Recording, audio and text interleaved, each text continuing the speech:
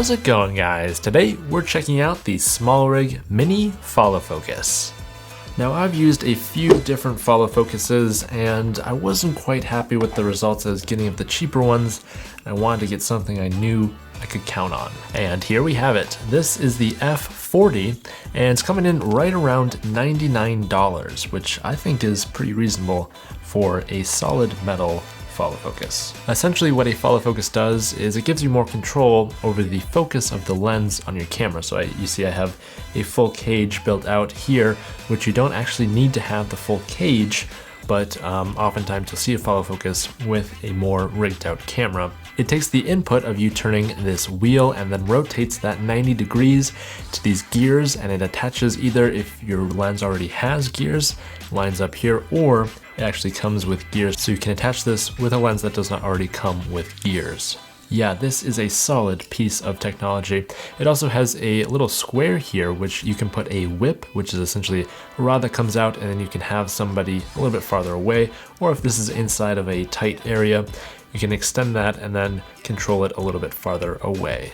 Also inside the box we have a 4-inch 15mm rail, which this is a very standard size rail for building rigs. And then this little attachment piece, which is designed for a camera cage like I have here, that clamps onto the 15mm rod that extends to the attachment piece on the follow focus itself. And finally, the little rubber gear piece that can attach this to something like a photo lens. One really cool feature that SmallHD has implemented on this relatively inexpensive follow focus are these little metal knobs that twist and lock down. And then there's a top piece that flips in, and essentially this will set your focus range. So you can either have a starting point if you have a subject who's at this certain focus and you want to rack focus to something behind and you want it to be very specific. These little hard stops will make sure you're dead accurate every single time. Also, there are some lenses that have a physical hard stop when you reach the end of the focus, and to make sure that you don't sort of grind your gears and focus too far beyond its limits, you can set this to the focusing limits of the far end and the close end, and that will make sure that you don't accidentally pop off the gears, which is very annoying to do when you're shooting. All you have to do is flip this little switch up and you have full freedom, and unscrew the little metal pieces and you can move this literally anywhere. There's no limit to the amount of times you can spin this. It's just infinite and very smooth. Other than that, there's just a tightening piece for the angle of the rod attachment, and then the little knob to clamp down onto your rod. It's a pretty simple design. It's good to see. It looks like you can also either replace or change the size of this gear piece, so you can unscrew that and replace it, but this is a very common size of gear, so I don't anticipate doing that anytime soon. Solid metal, but definitely not too heavy, and the all black finish with a little bit of chrome accents and the white marker. So you could also, if you have like a little dry erase marker, you can mark on this white piece that essentially does the same thing as these metal hard stops. What do you say we test this out on my Canon C70? I forgot to mention it also comes with a small Allen key, which is perfect for the little bolts.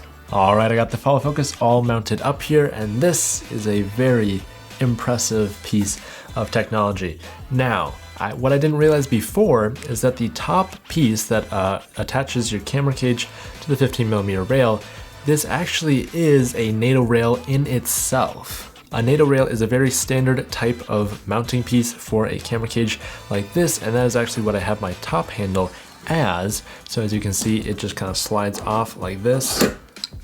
This is what the bottom piece of the NATO rail looks like, and it has a locking piece. So originally when I was mounting this, I had it on the side, and I was like, that's just a little too awkward.